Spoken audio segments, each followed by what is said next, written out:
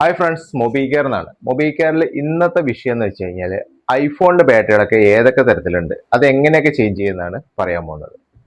പ്രധാനമായിട്ട് മൂന്ന് തരത്തിൽ നമുക്ക് ഐഫോണിന്റെ ബാറ്ററികൾ ചേഞ്ച് ചെയ്യാം.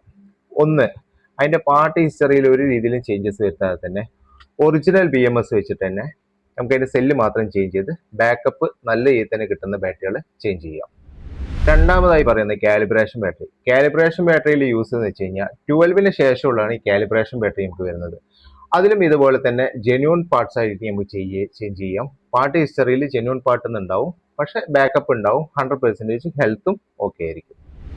മൂന്നാമതായി വരുന്നത് തേർഡ് പാർട്ടി ബാറ്ററികളാണ്, വേറെ കമ്പനികളുടെ ബാറ്ററികളാണ്.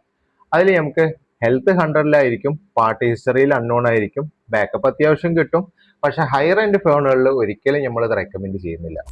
അപ്പൊ ഇതിൽ എല്ലാ ടൈപ്പ് ബാറ്ററികളും മൊബികെയറിൽ അവൈലബിൾ ആണ്. അതും 1 വർഷത്തെ വാറണ്ടി വരെ മൊബികെയർ കൊടുക്കുന്നുണ്ട്. നിങ്ങളുടെ ഐഫോൺ ഏതും ആകട്ടെ, നേരെ മൊബികെയറിലോട്ട് കൊണ്ടുവന്നോളൂ. നല്ല രീതിയിലുള്ള സർവീസ് ഇവിടെ നിന്ന് നിങ്ങൾക്ക് പ്രൊവൈഡ് ചെയ്യുന്നുണ്ട്. അപ്പൊ ഈ നമ്പറിൽ കോൺടാക്ട് ചെയ്താൽ മതി കേട്ടോ.